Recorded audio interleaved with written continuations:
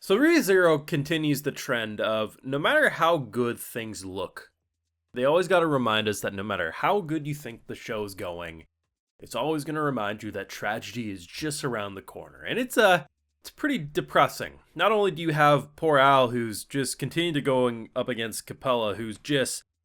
It reminds me of Ranking of Kings, if anyone ever saw that. The way they had to deal with an immortal bastard was essentially ripping and put it into a box, chain that shit up, toss it in the ocean, because it just continuously regenerates. Currently, we don't got a really sturdy box, so here we are.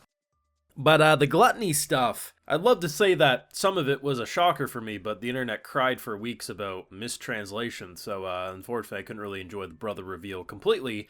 But it still is tragic when you consider the fact that Julius is out here unable to remember a brother, and he probably thinks he was an only child. Because Gluttony's out here not only stealing memories, but stealing identities and everything. It's just the fact that in the middle of a life or death battle, the person you're going up against could be taunting you, and something in the back of your mind is like triggering because you know you have a connection to what he's saying, but you can't remember it. Like, there's playing with your food, and then there's holding a whole damn circus for your food, and that's what Gluttony is doing. It ends next week. I don't think it's gonna end positively. I've been feeling pretty good we'd stop this core positively, but now I'm thinking we're gonna start with a death with the next batch of episodes we get, whenever that will be. I mean, Betty did come in to save the day. I mean, unfortunately, Gluttony knows Betty's name, so Beatrice is in more danger, but, you know, we did get the reinforcements again. Reinhardt's still active, so that's good. But either way, it's like, say we do win. You know, Subaru's looking pretty good. Like, I don't think he's going to be too upset by the whole Dragon Blood thing. I think he'll wear that with a badge of honor, but other characters might be a little different too. But without a single doubt in my mind, this has been the best season of ReZero. Like, season 1 will always hold a special place in my heart for the excitement and the new factor of it. But Season 3 took all the great elements of Season 1 and 2 and just combined them into one amazing masterpiece. Now, of course, before we jump any further, if you want to support my work, see my full thoughts on these episodes, we do got the Patreon where you got those full and cut live reactions available exclusively over there if you're so interested. So, I would say my favorite part, period, was honestly the animation when it came to Capella. She is a disturbing bitch. But the big reveal of the episode was the official brother confirmation. So, Gluttony as a character is interesting. Then again, anytime you do, like, Gluttony, Lust, all those types of, characters, they're always good. Like, Fullmetal Alchemist, etc., etc. But Gluttony, despite probably being one of my least favorite out of the batch, it really goes to show that ReZero was good at designing characters, because I can't look at any of them as being the worst. I can probably take 2, 3, maybe even 4 of them and be like, okay, you know, they're all pretty much equal, but I would put certain characters above each other. I would put a character like, well, of course, you know, Regulus, you know, Mr. Diddy as an example. But at the end of the day, none of them are bad. But Gluttony as a character and how it powers up, how he can, you know, steal memories to get new powers, and then not only that, but steal the memories makes them forget about who they are or who they've known and loved. It's tragic. It's a natural tragic arc. And to have one of our key fighters pretty much, you know, with the reveal of, hey bro, do you remember me? And he's like, I don't have a brother. And then it like starts triggering, like, well, what about the apple? And it's like, oh shit, you're really getting under, like, getting under your opponent's skin is crucial whether you're the hero or the villain. But when the villain's literally all about toying with his food, they even establish that for him, it's like setting up the dinner table. It's like there's not a serious element from Gluttony's point of view at all, and it makes it all the more messed up. And I think our biggest question, I mean, people have been talking about this Rem character for a bit. I still have no idea who that bitch is. Rem who? I don't know. The big question is, who the hell is his brother, and where is his brother? Is he just dead? I don't know anymore, to be honest.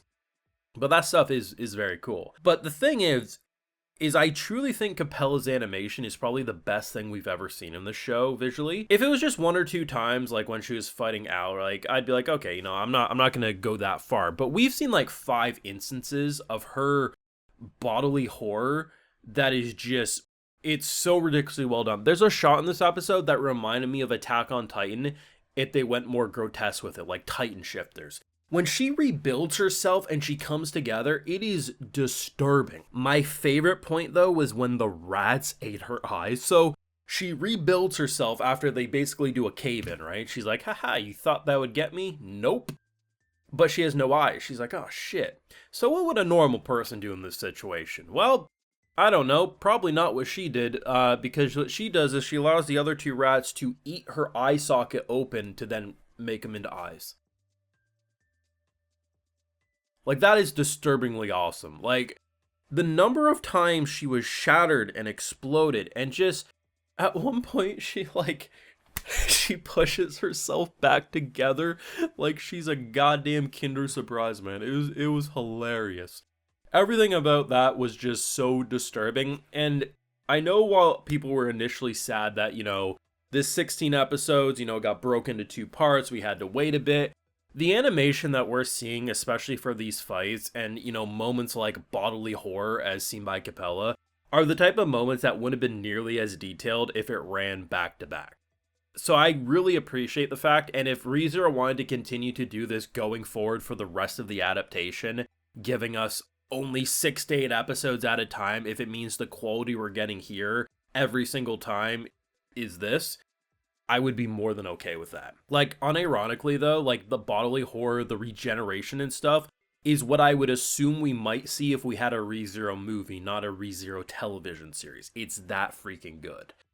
But I mean, you have a good season on your hands when I could look at this episode, how engaging it was, how fun it was, how it gives characters who don't always get the spotlight time to shine, and say, while I would consider this personally one of the weaker episodes of season 3, I don't consider it a bad episode in the slightest. In fact, I don't think there's been anything less than 10 out of 10 episodes this entire season. That's how you know you have a special season on your hands, and while I think every season of ReZero has been fantastic in different ways, season 3 is in a completely different ballpark in its own. But it does remind you that no matter how good we're feeling about characters, oh, look at the victory Subaru and Amelia got, oh, look at, kind of killed his whole family's dynamic, but hey, at least we put one down. No matter what, ReZero is a tragedy. And it's kind of weird because currently Subaru is the only one who I think is maybe potentially slightly happy right now. Yeah, his arm's messed up with dragon blood, but him and his girl were pretty happy the last time we saw, so it's interesting to feel like Subaru maybe is the only current happy character. Let's see how they ruin that next week.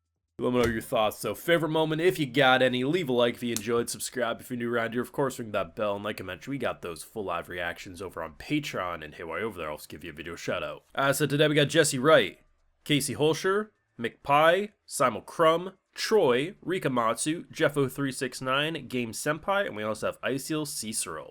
So I appreciate the support, everyone. Please take care. You all have a good one.